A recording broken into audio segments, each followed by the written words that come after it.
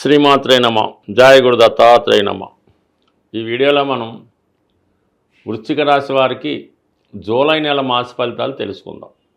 మరి వృశ్చిక రాశి వారికి ఈ నెలంతా బలాన్ని ధైర్యాన్ని ఇచ్చే గ్రహం కుజగ్రహం, అలాగే కేతుగ్రహం. వృశ్చిక రాశి వారికి రెండు గ్రహాలు రాశ్యాధిపతులుగా ఉండడం జరుగుతూ ఉంటుంది. సహజ అష్టమ రాశి అయినటువంటి ఈ వృశ్చిక రాశి వారికి కుజ కేతువులు ఇద్దరు కూడా రాశ్యాధిపతులై ఇద్దరు దశమ స్థానంలో సంచరించడం జరుగుతుంది. ఒక విధంగా కుజుడికి అది దిగ్బలం ఉండడం వల్ల ఈ వృశ్చిక రాశి వారు చేసే పనులలో సామర్థ్యం పెరుగుతుంది. ఏ విషయాన్నైనా చాలా కఠినంగా వ్యవహరించి చాలా నిజాయితీగా ఉండడం జరుగుతూ ఉంటుంది. అలాగే కేతువు కూడా ఇంచుమించుగా దశమ స్థానంలో ఉండడం వల్ల ఇదే ఫలితాన్ని ఇవ్వడం జరుగుతూ ఉంటుంది. బట్ ఏదైనా ఈ కుజుడు రాశిని వీక్షించడం వల్ల మీలో ఉన్నటువంటి ధైర్యానికి తగిన గుర్తింపు రావడం జరుగుతుంది. వృత్తిలో అదనపు బాధ్యతలు కూడా పెరుగుతాయి.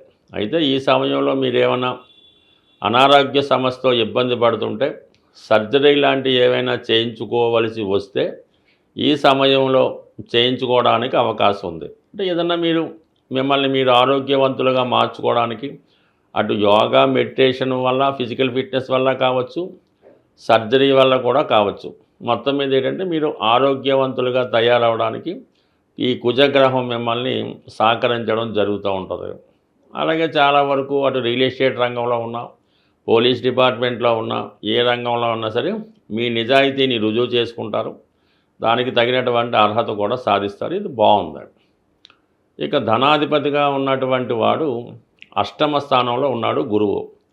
ఇది ఒక విధంగా ఒక ఆకస్మిక ధనలాభాన్ని, ఏదో ఒక శుభవార్త మీ కుటుంబానికి సంబంధించింది కానీ మీ సంతానానికి సంబంధించింది కానీ జరిగే అవకాశం ఉన్నది. అంటే ఇక్కడ మీకు మీ సంతానంలో ఎవరైనా దూర ప్రాంతంలో ఉన్నా వాళ్ళకి ఏదో ఉద్యోగ అవకాశాలు వస్తాయి. అంటే వారికి ఏదన్నా మళ్ళీ సంతానం కలిగే శుభవార్త లాంటిది వినడం జరుగుతుంది. వృత్తిపరంగా మీకు సడన్గా వృత్తిలో ప్రమోషన్ కానీ కొన్ని మార్పులు కానీ వచ్చే అవకాశం ఉంది. అంటే మొత్తం మీద ఆర్థిక పరంగా మీరు చేసే ప్రయత్నాలు అంటే రెగ్యులర్గా రావాల్సినటువంటి ధనం కన్నా వేరే విధంగా కూడా ఒక విధంగా మీకు సడన్ ఇన్కమ్ అన్నది వచ్చే అవకాశం ఉంది. అది ఏదైనా చిట్ ఫండ్ అవ్వచ్చు, ఇన్సూరెన్స్ అవ్వచ్చు, పెద్దలు వారసత్వంగా లేదంటే మీకు బహుమతిగా ఇంకొక గిఫ్ట్ ద్వారా అయినా ఈ అవకాశం అది ఉంటుంది. దాంతో మనకి ఈ దశమాధిపతిగా ఉన్నటువంటి రవి అష్టమ స్థానంలో ఉన్నాడు. కొన్ని సందర్భాలు ఏంటంటే ఈ విధంగా సడన్గా మీకు ఒక ప్రమోషన్ లాంటిది కానీ వృత్తిలో హోదా పెరగడం కానీ కూడా జరుగుతూ ఉంటుంది. మొత్తం మీద ఏంటంటే ఈ వారంలో మీకు అటు వృత్తికి సంబంధించిన విషయాల్లో కొన్ని మార్పులు వస్తాయి, ఆర్థిక పరంగా కొన్ని ఇంప్రూవ్మెంటు డెవలప్మెంట్స్ వస్తాయి. అలాగే వృత్తిరీత్యా కొన్నాళ్ళ పాటు వేరే ప్రాంతంలో బయట ఉండి మీ విధి నిర్వహణ చేయడానికి కూడా కొన్ని అవకాశాలు ఉన్నాయి. సో ఏదైనా ఈ గ్రహాలు మిమ్మల్ని చాలా బిజీగా ఉండడం జరుగుతుంది. ఇక ప్రత్యేకత ఏంటంటే ఇంకా శుక్రుడు మీకు ఇంచుమించుగా సప్తమ స్థానంలో ఈ నెలాఖరు వరకు సంచరించడం జరుగుతుంది, 26 వరకు సుమారుగా. ఇక్కడ శుక్రుడు స్వక్షేత్రంలో ఉండడం వల్ల అక్కడ ఒక మాలవ్య మహాపురుష యోగం ఏర్పడింది. దీనివల్ల ఏంటంటే మీకు ఒక ధైర్యం ఏర్పడుతూ ఉంటుంది. అంటే మీరు ఈ రాశిలో ఉన్నటువంటి స్త్రీలకు ఇది బాగా ఉపయోగపడుతూ ఉంటుంది. మీరు ఏదన్నా ఒక బ్యూటీ రంగంలో ఉన్న, సినిమా రంగంలో ఉన్న, కళారంగంలో ఉన్న కంపల్సరీగా మీ టాలెంట్కి తగిన గుర్తింపు రావడం జరుగుతుంటుంది.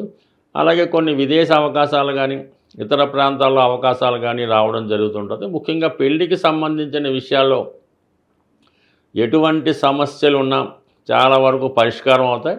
అలాగే వివాహ ప్రయత్నాలు చేస్తున్న వాళ్ళకి కూడా వారి యొక్క ప్రయత్నం చాలా వరకు నెరవేరుతుంది. అంటే దీనికి సప్తమంలో శుక్రుడు వివాహ సంబంధం నిశ్చయం అవడానికి కుదరడానికి, ఏమైనా పెళ్లి చూపులు లాంటివి ఏర్పాటు చేస్తే పరస్పరం ఒకరికొకరు నచ్చడానికి కారణమవుతుంది.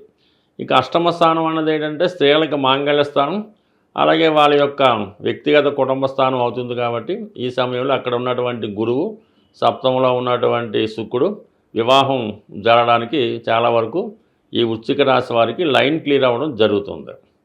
ఇక ఇవన్నీ బాగున్నప్పుడు కూడా పంచమ స్థానంలో ఉన్నటువంటి శని భగవానుడు ఏదో కన్ఫ్యూజ్ వస్తూ ఉంటుంది. అంటే వివాహం అన్నది పెద్దలు కూర్చుని పెళ్ళి అవుతుందా, అంటే మనం ఇష్టపడిన అమ్మాయితో కానీ అబ్బాయితో కానీ పెళ్ళి అవుతుందా అన్నటువంటి సందిగ్ధత ఏర్పడడం జరుగుతూ ఉంటుంది. బట్ ఏదేమైనా ఈ సమయంలో ఈ ప్రేమ వివాహాలు లాంటివి ఏమన్నా ఉంటే అవి కొంతకాలం వాయిదా వేసుకోవడం మంచిది. ఎందుకంటే ఈ టైంలో అది ఎట్టి పరిస్థితుల్లో కూడా సక్సెస్ అయ్యే అవకాశం లేదు. కాబట్టి పెద్దలు కూర్చొని వివాహానికే ఈ సమయంలో ఎక్కువ ఛాన్స్ అయితే ఉన్నది. కాబట్టి ఆ విధంగా వెళ్ళడం వల్ల మరి తొందరలోనే వివాహానికి అనుకూలత ఏర్పడడం జరుగుతుంది. ఇక చతుర్థంలో ఉన్నటువంటి రాహు ఇది విద్యార్థులకి చాలా ఇబ్బంది పెడతా ఉంటుంది. అటు పంచమంలో శని, చతుర్థంలో రాహు ఎంత కష్టపడి చదివినా చదివింది మర్చిపోతారు, ఏదో విధంగా ఇబ్బంది పడుతూ ఉంటారు. అంటే మీ పేరెంట్స్కి సంతృప్తి పరచలేకపోతుంటారు. ఏదో ఒక ఫెయిల్ అవ్వడం వల్ల అది ఇంట్లో చెప్పలేక బాగా సతమతం అవుతుంటారు.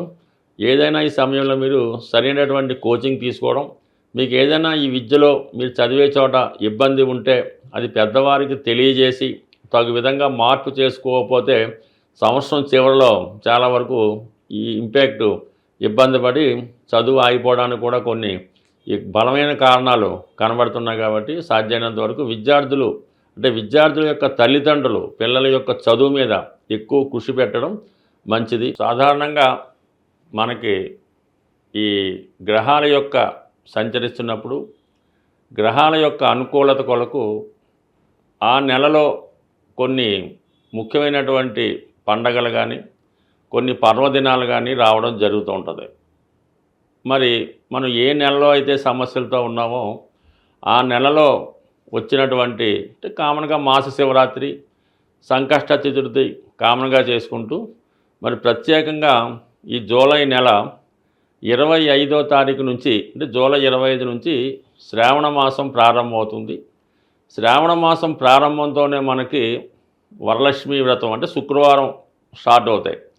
ఈ 4 శుక్రవారాలు అంటే శ్రావణ మాసంలో వచ్చినటువంటి మొదటి శుక్రవారం మొదలుకొని ఇంచుమించుగా నెలాఖరుకు వచ్చే 4 కానీ 5 కానీ శుక్రవారాలు ఉంటాయి కదా.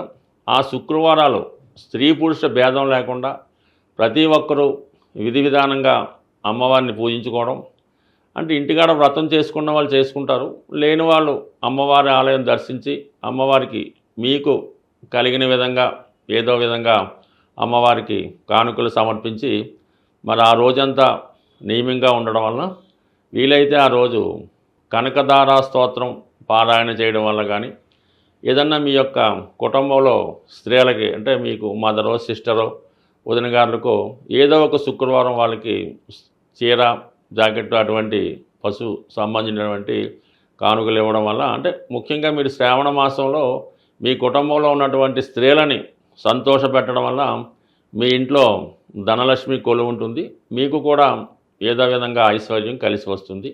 అలాగే ఇది మొత్తం నెలంతా కూడా ఆషాఢ మాసం ఉంటుంది కాబట్టి ఈ ఆషాఢ మాసంలో కూడా ఇది అమ్మవార్లకి ఇష్టమైన రోజు కాబట్టి అలాగే వారాహి నవరాత్రులు కూడా ఇదే సమయంలో అటు ఇటుగా జరుగుతుంటాయి. వీటన్నిటిలో మీరు మీ గ్రామదేవత ఎవరైతే ఉంటారో మీ కులదేవత ఎవరైతే ఉంటారో ఆ దేవాలయాన్ని దర్శించి అమ్మవారికి ఒడిబియ్యం సమర్పించడం వల్ల ఏదైనా మనం ఈ లక్ష్మీ స్వరూపాలైనటువంటి అమ్మవారిని పూజించుకోవడం వల్లకి అనువైనటువంటి రోజులు ఈ శ్రావణ మాసం అలాగే ఆషాఢ మాసం. అందువల్ల కంపల్సరిగా మీ గ్రామ దేవతను సందర్శించుకొని ఆ అమ్మవారి యొక్క ఆశీస్సులు పొందడం వల్ల ఆర్థిక పరంగా చాలా సక్సెస్ పొందడం జరుగుతూ ఉంటుంది. అలాగే వీలైతే ఈ నెలలో ఏదో ఒక సోమవారం కానీ ఏ రోజన్నా పర్లేదు శివాలయంలో మారేడు దళాలతో శివుణ్ణి అభిషేకం చేయడం వల్ల మీకు ఎటువంటి ఆర్థికపరమైన సమస్య ఉన్నా తొలగిపోయే అవకాశం ఉంటుంది. స్వస్తి.